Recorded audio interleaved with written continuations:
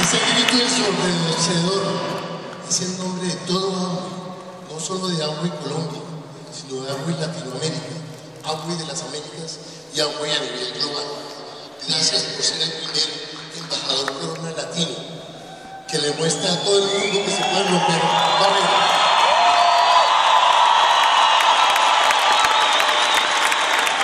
Es cierto que ya más elogios para ti es difícil darte, simplemente te queremos decir gracias, gracias, gracias José.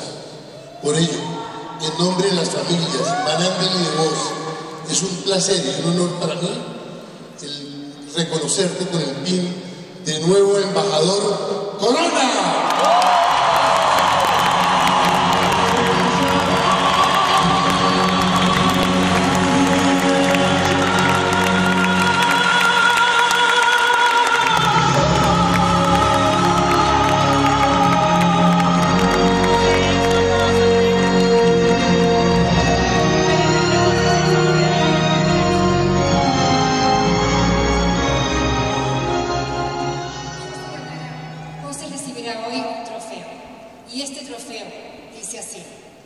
José Bobadilla, un logro más alcanzado gracias al compromiso y dedicación con el negocio Amway. Serán muchas más las metas por conquistar, pero estamos seguros que el ejemplo que estás dejando será el modelo a seguir para miles de empresarios Amway en Colombia y el mundo. Y José, gracias, gracias y qué gran orgullo. Para nosotros no solo ha sido un líder inspirador que ha inspirado a cada uno de las 6.500 personas que hoy están acá y de las millones de personas que tenemos en América Latina. También ha sido un aplauso.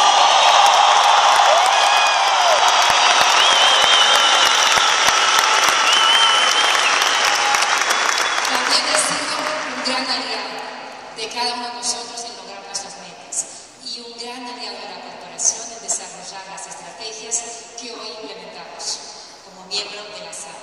Y ahora, como miembro del Consejo de los Fundadores, serás nuestros representantes en las estrategias mundiales para Amway. Gracias.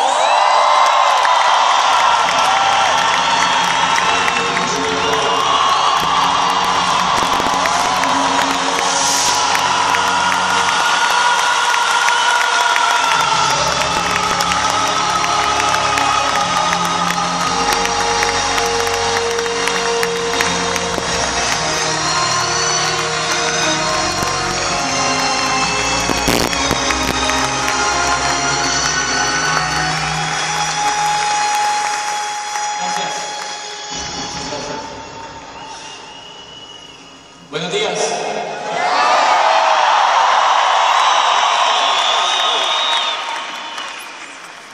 Qué lindo que está todo, en verdad.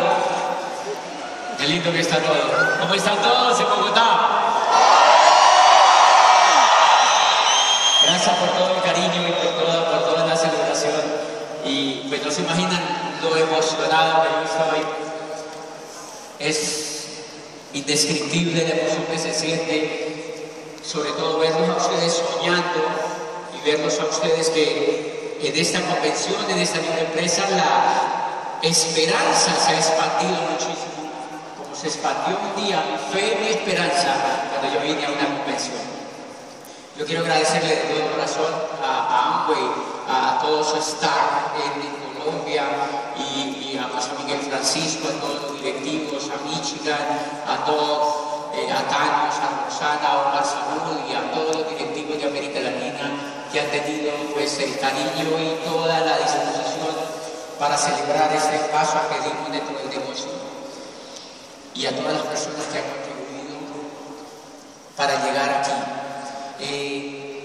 Indudablemente ustedes saben de la gratitud que yo siento por mi línea de auspicio y que va a ser siempre lo más importante, la gratitud que yo siento pues por Gustavo y Diana, el cariño que les tengo por no haberse rajado y por haber observado ese sueño ahí en Popayán durante mucho tiempo sin tener algún resultado, pero esperando y confiando y teniendo una esperanza alta hasta que esto funcionara. Gracias a Gustavo y Diana por haber tenido tanta paciencia y cariño para que lo viera el negocio. Gracias Sheila y Fabio pues por ser los amigos que son y por comprender todo el negocio y permitir que nosotros creciéramos como los hijos.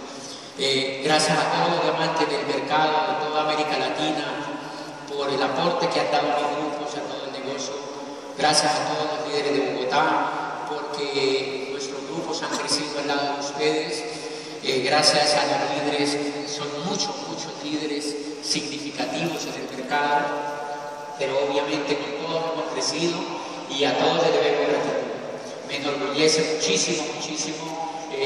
Anoche viendo todo este grupo de diamantes increíble y ver los triunfos de ellos, ver que están asomándose nuevos diamantes al grupo tremendo y que nos vamos a encontrar ahí en el club de diamantes.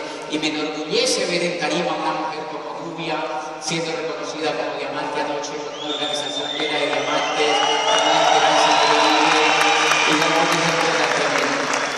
Porque también me enorgullece muchísimo el triunfo que han tenido todos los diamantes que fueron reconocidos anoche y la amistad siempre grande que hemos tenido con los líderes de Bogotá, el ejemplo de toda esa organización, el reconocimiento que vamos a tener hoy con Carlos Eduardo Claudia Castellanos, que han logrado ingresar al Founder Coaching también conmigo, y que ellos han sido un ícono del mercado, que han protegido el mercado y que han ayudado a que nosotros veamos el negocio y a que nuestros negocios crezcan. Toda mi gratitud para ustedes, para sus líderes y pues porque nos han servido y nos han ayudado. Yo tengo la misión ahora de contarles en este tiempo que tengo corto, de contarles sobre todo a los nuevos, para que los nuevos que vinieron a esta linda empresa no se vayan a perder de hacer ese negocio, para que se inspiren y para que se den cuenta que ustedes pueden llegar al PIN que lleguen y que no importa si ustedes quieren llegar a platino, a plata, a oro, a esmeralda o a diamante, pueden cumplir el sueño, pero también si quieren llegar a embajador corona, lo pueden hacer, porque eso es lo increíble del negocio de Amway y esa es mi función que yo tengo de contarles en esta tarde, de cómo aparecí yo en el negocio, cómo fue mi génesis y mi progreso y mi proceso, porque me aterra de manera increíble como una persona que ve el negocio de Amway a través de una convención no hace el negocio. O sea, una persona que vea el negocio de Amway a través de una convención y oiga una historia de una persona común y corriente que lo logró, merece una escultura en el parque principal. Si no hace el negocio de Amway, porque no tiene ninguna excusa, ninguna posibilidad de que no lo haga. Entonces voy a contarte algunos detalles, algunos hilos finos, para que te des cuenta, no solamente que tú lo puedes hacer, sino para que aprendas de cómo fue mi proceso. Y hoy les voy a contar una historia quizá un poco nueva, porque de mí se ha sabido la historia desde que yo era rector de una universidad. La gente dice, claro, él era rector de una universidad y lo auspiciaron y pues claro, la gente se metió pues con él porque era rector de una universidad. Pero lo que no saben es una historia que quizá fue más importante que haber sido rector de una universidad. Lo que no saben es una historia que fue la que configuró el diamante que hoy les habla. Lo que no les saben es una historia que puede ser la historia tuya y que esa historia te puede marcar a ti el camino para que tú llegues. Y para mí es la historia más importante por la cual yo siempre estoy agradecido de la vida. El impacto más grande que yo tengo en mi mente es la de un niño de 6 años. La semana pasada hablé con mi hermano y estuvimos hablando de esto y nos reíamos mucho. Yo soy muy amigo de mi hermano, somos muy amigos y estábamos sentados y yo le estaba contando porque él decía, increíble lo que estás haciendo, increíble el sueño que estamos viviendo. Y yo le decía, sí, increíble, ¿te imaginas si nuestro padre nos viera? Porque es increíble, es un sueño el que se está viviendo. Y nos acordamos de un detalle. Cuando yo tenía 6 años, yo le dije a mi hermano, tienes que ir a la casa donde nosotros vivíamos y toma una foto y me la envías. Esa foto la vamos a tener para mostrársela en algún momento.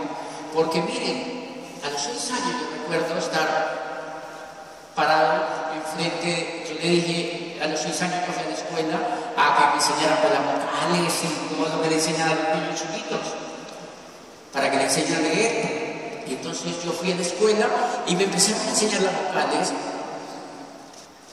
y yo sentí la profunda necesidad de enseñarle a los niños que vivían cerca de mi casa.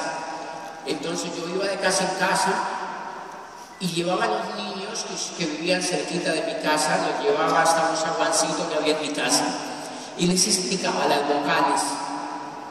Lo que me habían enseñado a mí en la escuela, yo se las explicaba a ellos en un papel, y yo vi que pues, como que no me entendían. Entonces yo convencí a mi papá de que nos hiciera un tablero en la pared de ese zaguancito. Y mi papá nos hizo un tablerito de cemento y lo pintaron con una pintura verde, y yo me robé una tiza de la escuela. Y yo recuerdo un niño de 6 años pintando las vocales, y 4 o 5 niñitos más chiquitos que yo, de 4, 5 o hasta 6 años, viendo que yo les enseñaba las vocales. ¿Y qué es lo que te quiero decir con eso? Que desde niño yo sentí un profundo deseo de ayudar a los demás, desde niño. Ser una vocación increíble de querer ayudar a los demás. O sea, yo quería compartir con los demás lo que yo sabía. Primer mensaje: si quieres hacer el negocio de Amway, no tienes que buscar el dinero, tienes que sentir y descubrir una profunda necesidad de ayudar a los demás.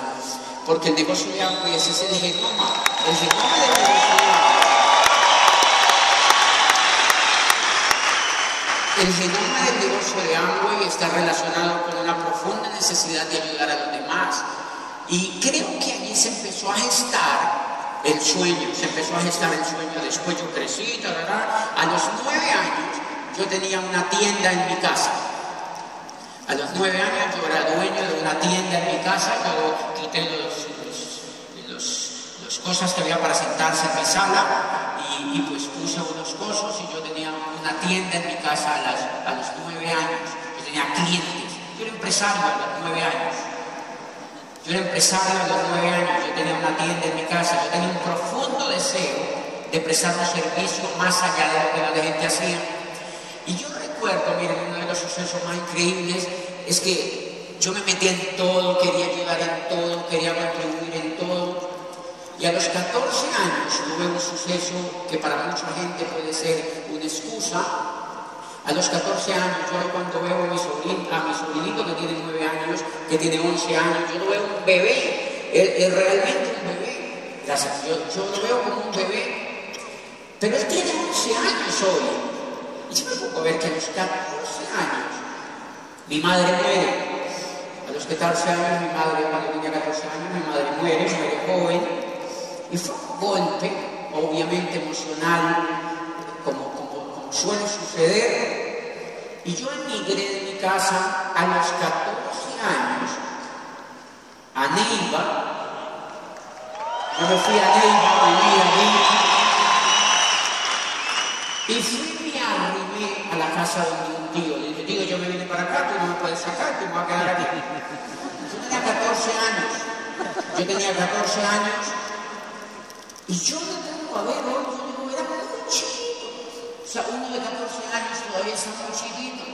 Porque hoy yo veo a muchachos de 27, de 26 años que se me acercan y me dicen: estoy soñando con el negocio de Amway. Quiero hacerlo, pero mi mamá no me apoya. Mi padre no me apoya. ¿Tú qué me aconsejas? Yo me quedo viendo y le digo: lárgate de la casa. Lárgate de la casa y les cuento la historia.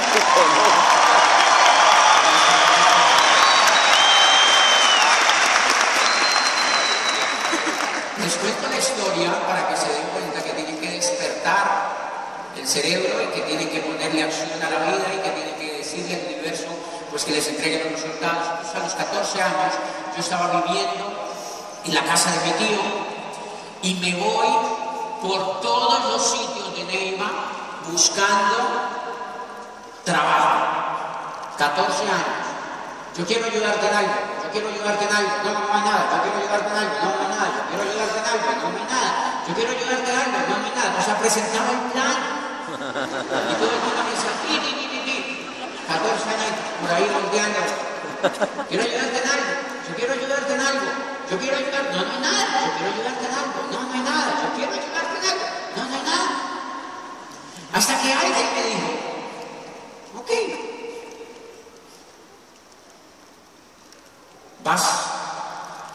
voy a ponerte de mensajero. Y me pusieron de mensajero de un almacén grande, uno de los más grandes que había allí, cerca de la plaza, gigantote. Es grandísimo, era un mensajero. Y me pusieron de mensajero a los 14 años, yo creo que el código laboral en ese tiempo lo permitía. Y empecé a trabajar. Y me pagaban un sueldo, y yo era un niño feliz. ¿Me entiendes? Yo era un niño feliz. Yo recuerdo que yo pasaba por los almacenes y yo decía, yo veía empresas y yo decía, hay gente rica. ¿Cómo harán? Y me hacía preguntas, yo pensaba en la calle. Y ahí empieza una historia increíble porque a mí me mandaban del almacén a la casa de los dueños eran ricos. Y me mandaban a la casa a dejar papeles, a dejar cositas, a dejar flores y a dejar encargos. Yo iba a la casa y dejaba esos encargos. Y resulta que la señora dueña de la casa, la esposa de quien me había contratado, era también rica y tenía también empresa por su lado, una señora exitosa. Y yo le empecé a caer bien, porque yo era un niño que hacía reír a la gente. ¿Me entiendes? Yo le hacía chistes a la señora y ella se reía. Entonces yo le iba a dejar cosas y le dejaba cosas. Y un día me dijo, quédese aquí viendo la televisión conmigo. Y le digo, ¿qué? Me quedé viendo la televisión ahí en la casa. Al otro día me dijo, me llamaba al almacén y decía, José, vente para acá. Tenía 14 años. Vente para acá. Yo me iba otra vez para allá. José, vente para acá. Yo me iba otra vez para allá. José, una semana. Al cabo de esa semana me dijo, ¿tú dónde vives? Yo dije, yo vivo con mi tío. Y me dijo, ¿por qué no te vienes? Tráete para acá las cosas. Y me llevé para allá. Le dije, ni mandada. Porque era una casa divina, era grande, eran ricos. Y yo dije, esto me gusta. Es increíble. Y me dijo, tráete para acá. Y me fui, me llevé las cosas. Me fui para allá. Literalmente, ellos me adoptaron. Y yo tuve la gran bendición de que desde los 14 años hacia adelante, pues ya había sido un niño emprendedor y tuve una mamá y un papá de un amor increíble que nunca se quejaron.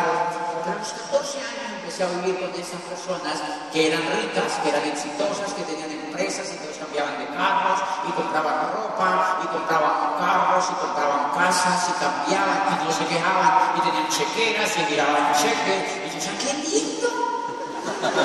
¡Qué lindo! Yo veía abundancia y aprendí detalles increíbles de la vida. La señora, yo ayer la llamé porque es como, o sea, fue una segunda madre para mí ayer, la semana pasada y ayer hablamos, porque yo la quería traer. Vamos a mandar este video. Y sentí que lloró por teléfono cuando yo le dije que quería que viniera, ¿sí? O sea, yo le dije que quería que viniera porque ella me crió prácticamente y me dijo que tengo un problema de salud, no puedo ir, no sé qué, tenía algún problema de salud. Pero lo lindo de todo esto es que yo empecé ahí a aprender y yo veía abundancia. Y ellos se iban de vacaciones a Hawái y yo me quedaba cuidando la casa. ¿Me entiendes? Yo me quedaba cuidando la casa y entonces yo me quedaba cuidando la casa y cuando ellos se iban de vacaciones, pues yo me quedaba ahí y tal. Y ellos empezaron a notar que yo era un niño líder, que yo era... Ah, te voy a contar una cosa. Yo trabajaba. Yo me levantaba a las 5 de la mañana a hacer todo lo de la casa. ¿Me entiendes? Todo, porque tenían niñas solamente, el único hombre era yo, entonces yo me levantaba a las 5 de la mañana a mirar si había mercado, a mirar si había no sé qué, a mirar, a trabajar. trabajaba más de la cuenta. Siempre trabajaba más de la cuenta, era muy intenso. Siempre trabajaba más de la cuenta, siempre trabajaba más de la cuenta, siempre hacía más de la cuenta. Pues claro, ellos me agarraron mucho cariño. Y ellos una vez tuvieron una idea que para mí fue increíble. La señora, que se llama Inés, tuvo una idea. Las hijas pertenecían a un grupo, eran chiquitas y pertenecían a un grupo de niños ricos, de ahí de Neiva. De niños ricos, así fifís, ¿me entiendes? Esos niños se reunían y tenían un club, como un club de ahí se reunían y no hablaban de todos los colegios y tal. Pues la mamá tuvo una idea que no sé si fue buena o mala, para mí fue buenísima. Le dijo, ¿por qué me invitan a José al grupo? Y dijo la niña más grande, sí, vamos a invitarlo. Y me invitaron.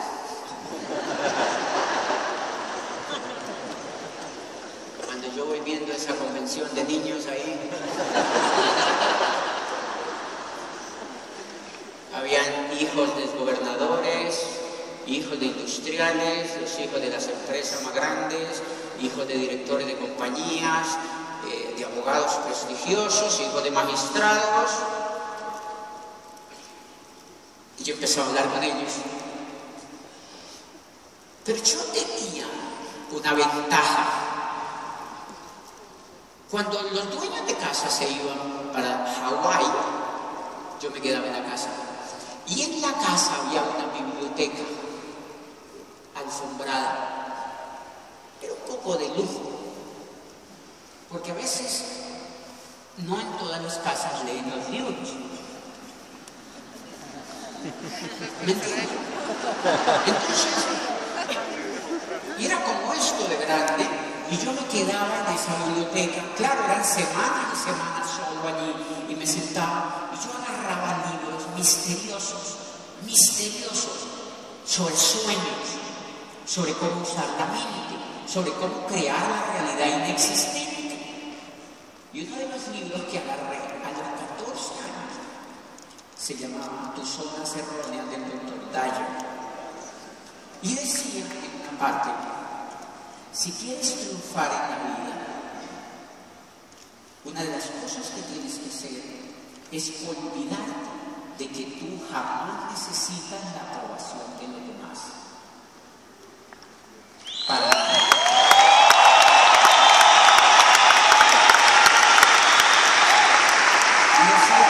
La mayoría de la gente en el mundo fracasa porque siempre viven pidiéndole la aprobación a los padres, a los jefes, a las organizaciones, pero nunca son ellos mismos. Y decían que te quede claro, si quieres ser feliz en la vida y triunfar en lo que quieras, nunca pidas la aprobación de los demás. No me gusta. ¿Me entiendes? Eso te gustaba, ¿sí me entiendes? Eso me gustaba. Y decía, el miedo te va a frenar siempre. Quítate, porque lo que te mantiene atascado en la vida es el miedo, es solo que te lo quites y empiezas a jugar. Y me han invitado al grupito de niños.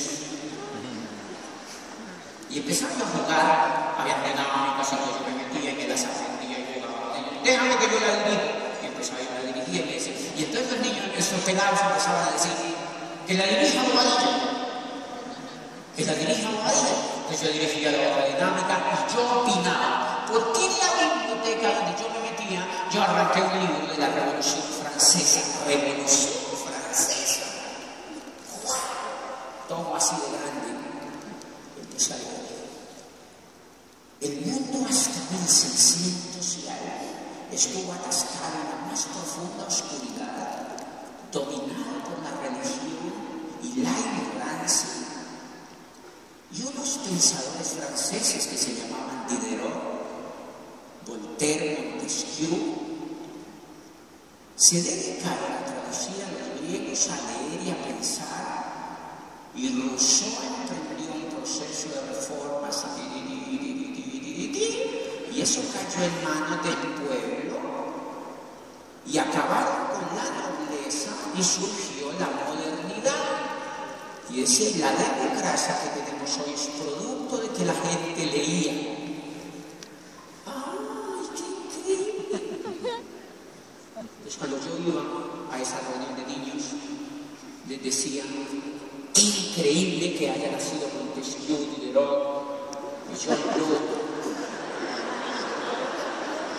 Y qué increíble que un día un hombre en la gran asamblea francesa haya soltado la frase de abajo el rey. Y los niños decían, qué interesante, cuéntanos más. Cuéntanos más. Y yo les contaba historias sobre cómo los griegos habían cambiado el mundo. Tenía 14 años. Y les decía, es increíble. Esquilo y Sófocles inventaron la tragedia, pero Herodoto inventó la historia y empezó a hablarle de cómo los griegos habían creado el siglo de oro de Pericles y cómo Pericles había convertido a Grecia en la ciudad más divina de la época griega y de cómo eso había sembrado las bases de lo que hoy vivíamos en Occidente. Pues claro, estaban alucinados, eran 200 muchachos que se reunían allí. Y ocurrió algo increíble, tenían que elegir el presidente. Y en la historia de ese grupo,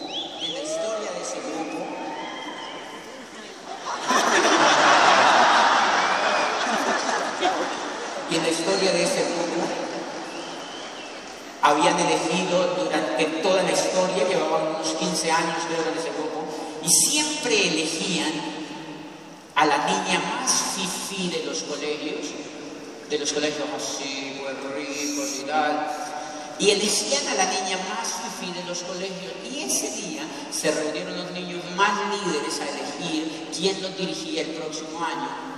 Y entonces había un revolucionarito ahí y dijo, ¿por qué no elegimos a José Bobadilla?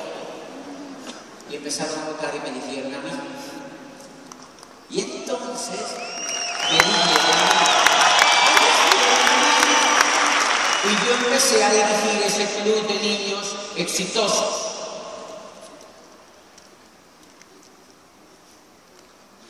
Y todos esos niños me iban a la casa donde yo vivía y preguntaban por mí.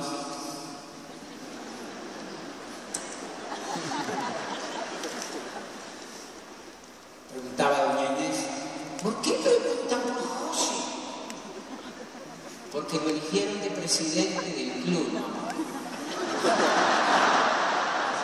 Lo eligieron de presidente del club.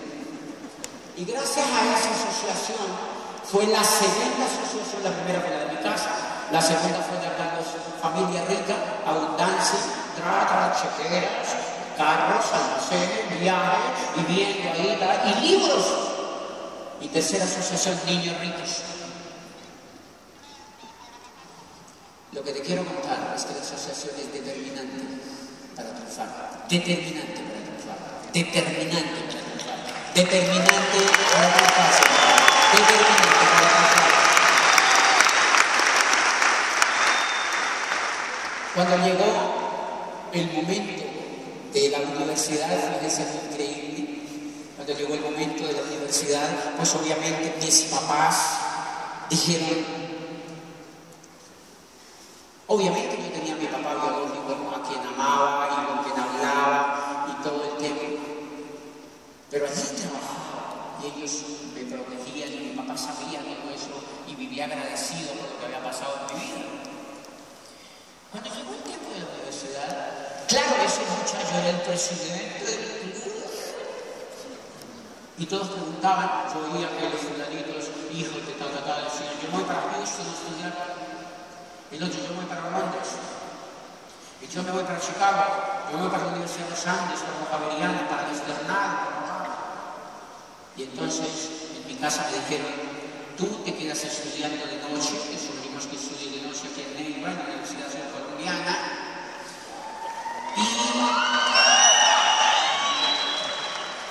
Y que seas administrador de una de nuestras empresas después.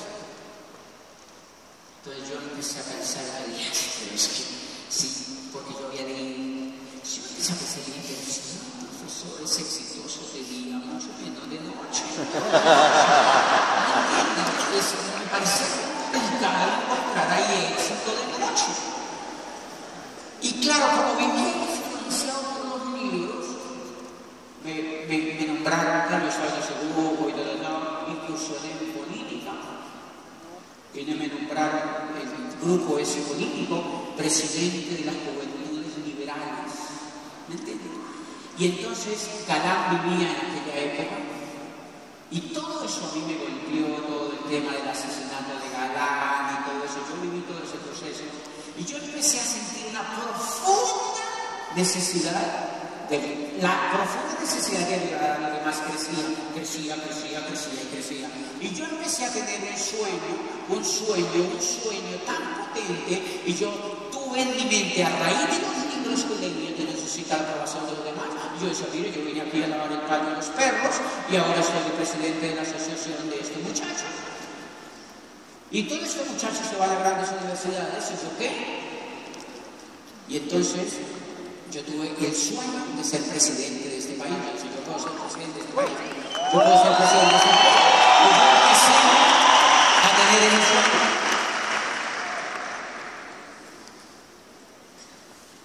De pronto llegó una revista a mi casa, que yo se encontraba en la revista Laines, y decía Academia de Presidentes. La Universidad del Cauca, en Popayán, es la única universidad del país con cuyos claustros han pasado 17 presidentes de la República. Yo dije, no, es para allá que hice.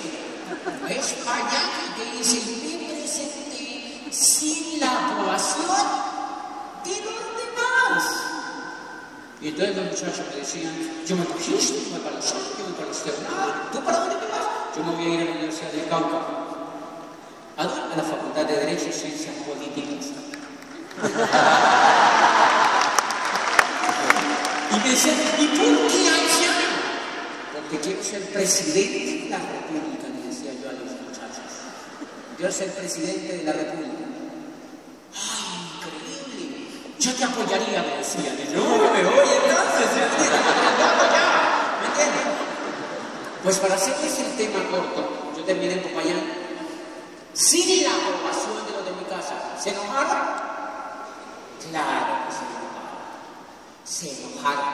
No importa quién se enoje, triunfa.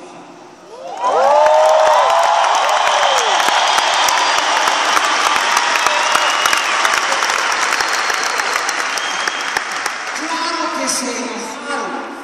Y yo terminé allá en Popayán. Solido no, porque me llevé 6.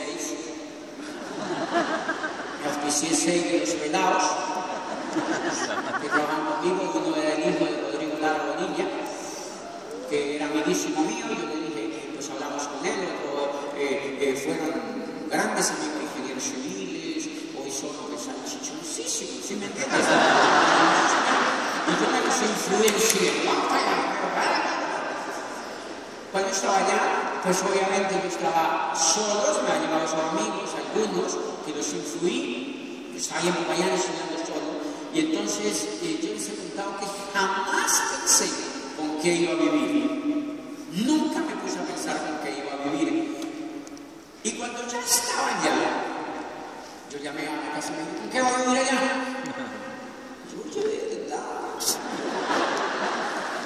¿Con qué voy a vivir acá? Lo que yo hice es que el club que había en Neiva me lo llevé para allá. Como yo era el presidente, entonces dije, y aquí no hay eso, me lo va a traer. Entonces un cura, que era el que gobernaba el club, que era el hermano del general Octavio Vargas Silva, era poderoso. Hermano, un saludo de acá, padre. No me apoyó para llevar eso, me dijo que no se podía. Me dijo que no se podía y que no se podía y que no se podía y que no se podía y que no se podía. Y yo le dije, pero yo sé que se puede. Y el libro volvió a ser, todos no necesitan la aprobación de los demás. Los libros son increíbles. ¿Me entiendes? Los libros son increíbles. Los libros son increíbles. Los libros son increíbles.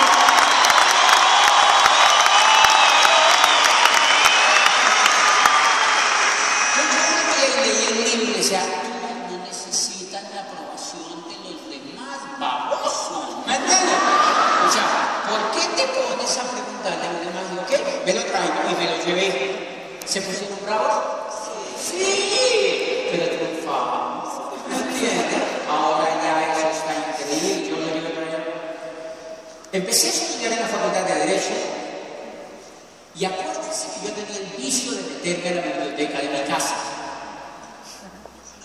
Cuando voy a esa biblioteca de la Universidad del Cauca, que es grande, es una universidad increíble, es una universidad de lo mejor que tiene Colombia, y una biblioteca gigante y varias bibliotecas, pues yo me volaba de las clases y me metía con mis amigos de la bibliotecaria. Y ella me dejaba meterme, déjeme meter a la sesión de ciencias políticas. Y me decía, mira, yo me metía. Pero yo empezaba a leer biografías, me encantaban las biografías. Yo buscaba biografías y yo decía, biografías europeas. Qué lindo, increíble los hermanos Ryan, Frutito, más Alcaide, son increíbles, no era tan inteligente como yo.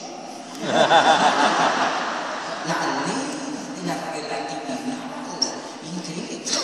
No es posible. La ley de la gravedad. ¡Wow! ¡Qué increíble! Líderes alemanes, rusos, ¿quién era este Lenin? Oye, ¿quién era este? ¿Me entienden? A ver, ¿qué líderes hay en Colombia? Entonces yo había oído el único Nobel que tenía. Yo decía, ¿quién es el señor? ¿Quién sería? Yo busqué bibliografías y empecé a leer la biografía. Era un niño que nació en un pueblo puertorriqueño que se llamaba Aracataca, muy pobre. Yo saco un niño. Y decía, era un niño muy pobre, pero era un niño feliz, decía el niño. Yo decía, ¿cómo chico? Era un niño que tenía un sueño y que escribía desde que estaba chiquito. Era un biógrafo argentino que escribía sobre él, lo admiraba y se notaba el interés que tenía por este genio colombiano. Y yo era alucinado leyendo y decía, y el niño fue creciendo y vivió en cuartos fríos de hoteles, aguantó hambre y el desprecio de mucha gente por perseguir sus sueños, escribió en periódicos gratis. Se salió de la universidad cuando tenía segundo semestre, era becario de la Universidad Nacional de Bogotá, una de las universidades más prestigiosas de América Latina, y vio que allí no podía cumplir su sueño y se fue a cumplir su sueño. Se fue a México, decía el biógrafo. Y un día estaba sentado en su escritorio, después de décadas de escribir sin ningún éxito rotundo, y un día se le ocurrió, decía el biógrafo alucinado contando la biografía de Gabo, y decía, un día se le ocurrió en México, muchos años después, frente al pelotón de fusilamiento, el coronel Aureliano Buendía no podría olvidar aquella tarde remota en que su padre lo llevó a conocer el hielo. Dice, sentado con el libro en la mano y decía, Macondo era entonces una aldea de 20 casas de barro y caña brava construidas al borde de un río de aguas diáfanas que se precipitaban por un lecho de piedras enormes y pulidas como huevos prehistóricos. Dice, el mundo era tan reciente que muchas cosas carecían de nombre y para mencionarlas había que mencionarlas con el dedo. Dice, todos los años por el mes de marzo una familia de gitanos desarrapados llegaba al pueblo y con gran alboroto de pinos y timbales daban a conocer los nuevos inventos. Dice, primero llevaron el imán. Un gitano corpulento de barba montaraz y mano de gorrión que se hacía llamar como Melquiades hizo una turbulenta demostración de lo que él mismo denominaba la octava maravilla de los sabios alquimistas de Macedonia. Dice, fue de casa en casa arrastrando 2 lingotes metálicos y todo el mundo se espantó al ver cómo las pailas, los calderos, las tenazas y los anafes se caían de su sitio y como la madera se retorcía, los clavos se retorcía, como la madera se retorcía porque los clavos y los tornillos trataban de desenclavarse y como las cosas que hace mucho tiempo se habían perdido aparecían por donde más se les había buscado y se abalanzaban en desbandada turbulenta tras los mágicos fierros de Melquiades y continuaban diciendo, las cosas tienen vida propia, solo es cuestión de despertarles el alma.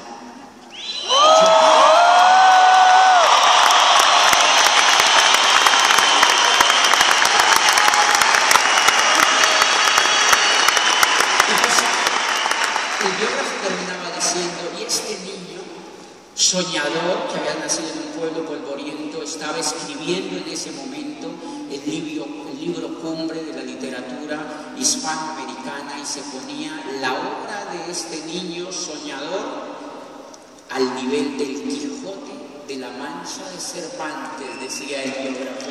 Y decía, y este niño fue capaz de transformar la historia de la literatura hispanoamericana y es el único premio Nobel que tiene Colombia, decía el argentino. Y yo, wow, qué orgullo y tal. Y yo me aficionaba leyendo otra biografía y otra. ¿Quién fue Shakespeare? ¿Por qué decían tantas cosas de Shakespeare? ¿De dónde nació Shakespeare? Esa Shakespeare era un niño que pues lo llevaron a la corte y entonces empezó a asociarse con poetas y empezaron a llevar. Y yo decía, ¿cómo yo? ¿Me entienden? Yo tenía mi propia corte también. Claro, pero en Neiva, ¿me entienden? O sea, Shakespeare. Y dice, y Shakespeare fue odiado. Tú no necesitas la aprobación de los demás. Decía, Shakespeare fue odiado en Inglaterra. Uno de sus más grandes detractores se llamaba Ben Jonson, y Ben Jonson era un poeta londinense que lo odiaba. Pero cuando Shakespeare empezó a publicar Sueño de una noche de San Juan, cuando expresa tremendo libro, la poesía de Sueño de una noche de San Juan, dice cuando escribe, cuando Hermes le pregunta a Teseo qué hacía, que no la dejaban casar con Demetrio, y le dice, cásate con Demetrio, pues para esta tierra más vale la rosa arrancada del tallo, la que marchitándose sobre la espina virgen, crece, vive y muere solitaria y triste. Y entonces dice, cuando Ben Jonson empezó a ver la poesía de Shakespeare, no le quedó ninguna otra alternativa sino escribirle una carta donde le decía, confieso que tus escritos son tales que ni hombre ni musa pueden alabarlos suficientemente. Alma del siglo, aplauso, ingenio, asombro de nuestra escena. Eres un monumento sin tumba y vivirás mientras viva tu libro, haya inteligencia para leerlo y elogios que tributar. Triunfa Bretaña mía porque te ha dado al mundo a uno de tus mejores hijos, a quienes todos los escenarios de Europa han de rendir homenaje porque tú no eres de un tiempo, tú eres de todos los siglos. Dulce cisne de Legón. Y yo,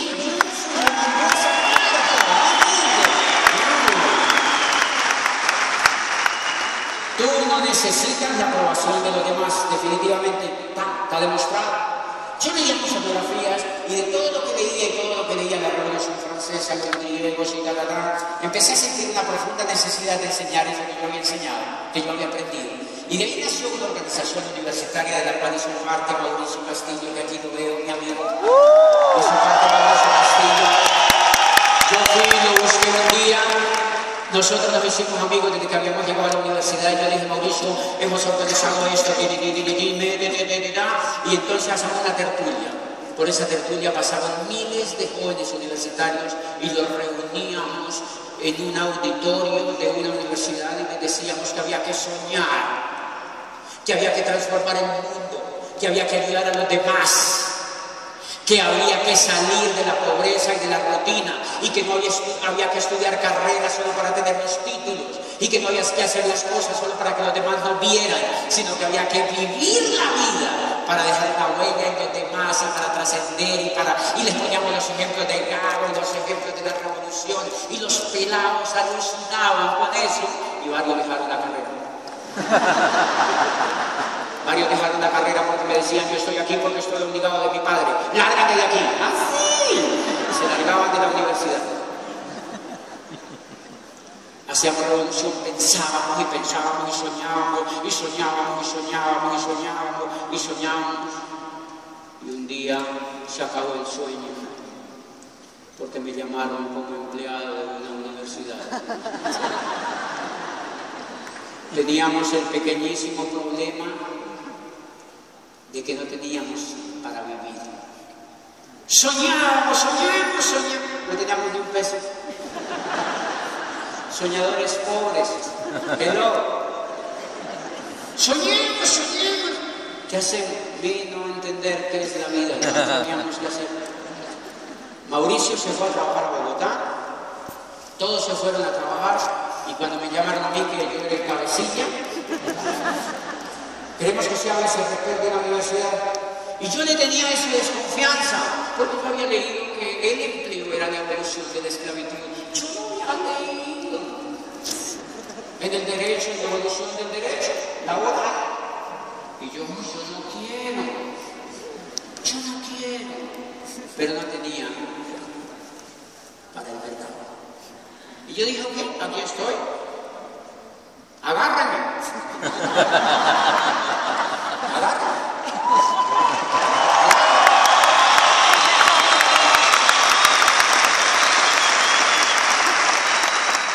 Me nombraron como rector de la universidad, vicerrector de la universidad de 27 años, una universidad pequeña, y a los 6 meses de estar como vicerrector de la universidad, le aplicaron el ácido al rector. El rector tenía como 69 años, y le dijeron, pues ha sido un placer contar con usted, tenemos otro de 27, que está incendiado con esto. Y me nombraron a mí, y yo tenía que aprender el examen, le dije, ¿qué te da lo mismo con esto, desgraciado? Entonces a mí eso me dio desconfianza, pero no tenía para hacer el mercado. Mensaje contundente, señor. Jamás trabajes para hacer el mercado, trabaja para cumplir tus sueños.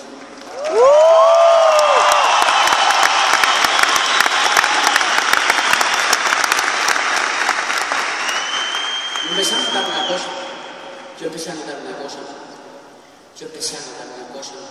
Yo me despertaba por la mañana, me bañaba, desayunaba y me iba a trabajar a la universidad. Y por la noche yo llegaba muy cansado, veía televisión.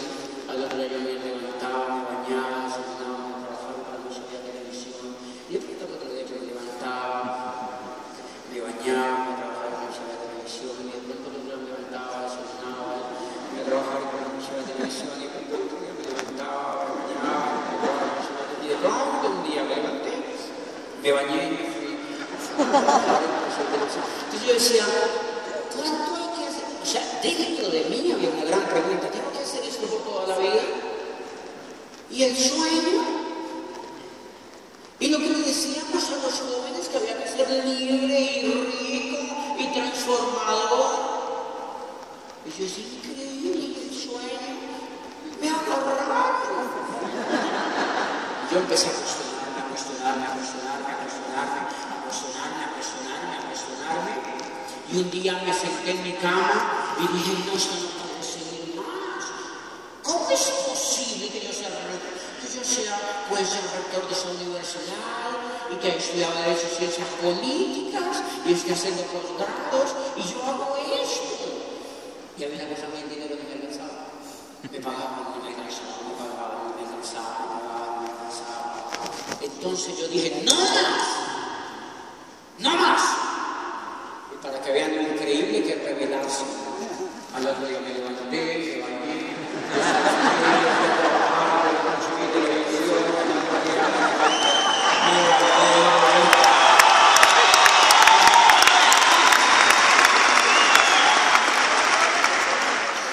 pregunta, honestamente, invitados, ¿ustedes conocen a alguien que haga eso?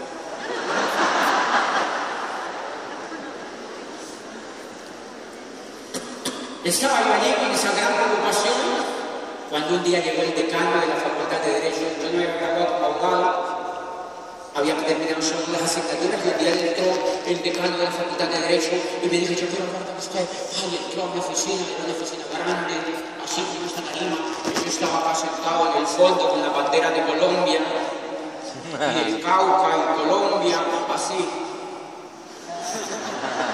sentado con las manos encadenadas y el espíritu también. Y me dijo, quiero hablar contigo. ¿De qué? Yo vengo a felicitarlo por haber sido nombrado rector. Pero más que felicitarlo, se le veía una alegría inmensa al decano. Se le veía una alegría sospechosísima, ¿me entienden? sospechosísima, y me dijo, es que he empezado un negocio. ¿Un negocio? Era el decano de la Facultad de Derecho y Ciencias Políticas, politólogo, y había sido profesor de Ciencias Políticas mío, y me dijo, yo le dije, ¿negocio de qué? Me dijo, negocio de productos. ¿Con quién? Con una empresa americana. Y yo en un instante dije, negocio de productos, una empresa americana, y este es comunista, Sodoma y Gomorra, o sea, eso es increíble. ¿Me entiendes? Yo decía, esto no me cuadra. Yo no sé qué quiere que yo haga. Me dijo, yo quiero que se meta. Yo dije, no, yo me he atrevido porque yo me sentía en Popayán, no sé, rector, no sé, es obispo, yo les he dicho. ¿Me entiendes? Y este decano estaba ahí invitándome a una cosa. Pero en instante yo pregunté, él es el decano, yo no me he graduado, él es el decano, yo no me he graduado. ¿Entro o no entro? Yo dije, no, entro. Y entré. El decano se puso feliz. Y a partir de ese momento, yo recibí una llamada como a los 5 minutos que el señor me dijo, hola socio. ¿Me entiende? Hola socio. Ya no me decía doctor. Porque en los abogados se dicen doctores, o sea, se insultan entre ellos mismos.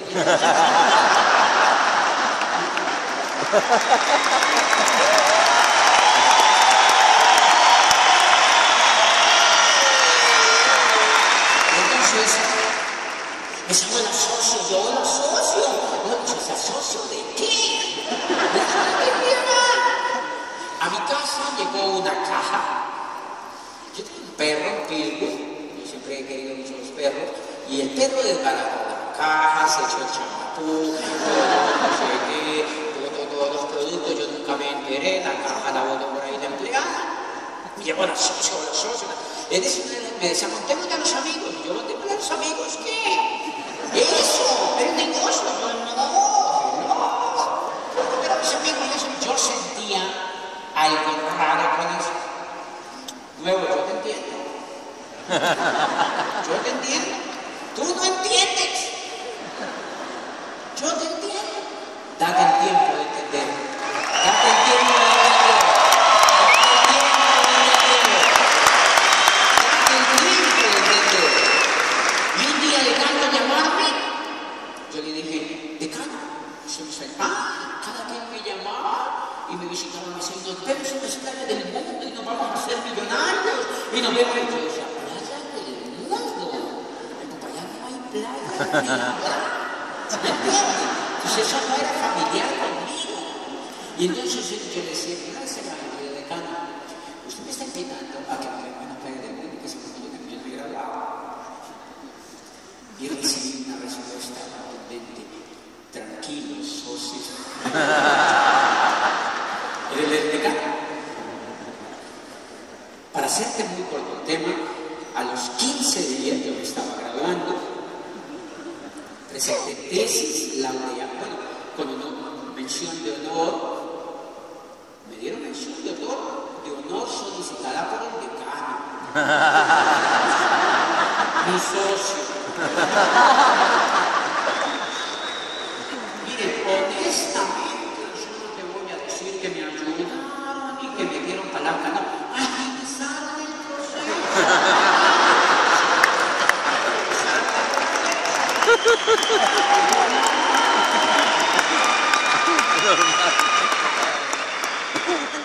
Y pues se pueden demandar. Lo cierto es que a los 15 días yo me estaba graduando con el decano presente, mi socio, y el rector de la Universidad de Cauca, en cuerpo presente, y ahí en privado. Me gradué de abogado. Apenas yo me gradué, el decano me llamó. Socio, usted ya se graduó, ahora sí contémosle a sus amigos. Y yo dije, no, típico, me la va a cobrar. Me va a cobrar el favor. Entonces, a mí me da difícil porque cuando me invité un grupo de profesores que yo contrataba personalmente para hacer carrera, y los invité como 17. Yo siempre 16, siempre fue uno de más. Porque yo puse a mi secretaria que nos invitara, y pues ellos sabían que si no iban a la reunión, era presentarles el plan del negocio de Amway.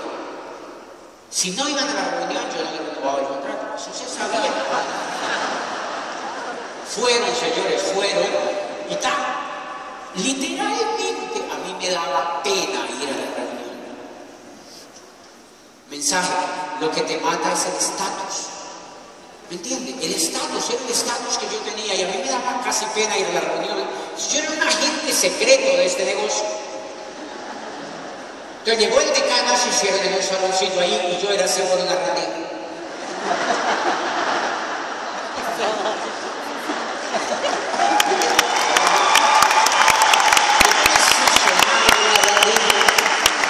Y yo veía que el decano llegó con el que lo había metido y les hacía unas bolas en el tablero y les decía, mire, si eres tú, que meten a ti, que te meten a ti, que te meten a ti, y te daba bolas. Y yo decía, este eres tú, que te meten a ti, y este vas a ser tú, y tú me cuentas a ti, y nos vamos a hacer millonarios y nos vemos en las playas del mundo. Y yo decía,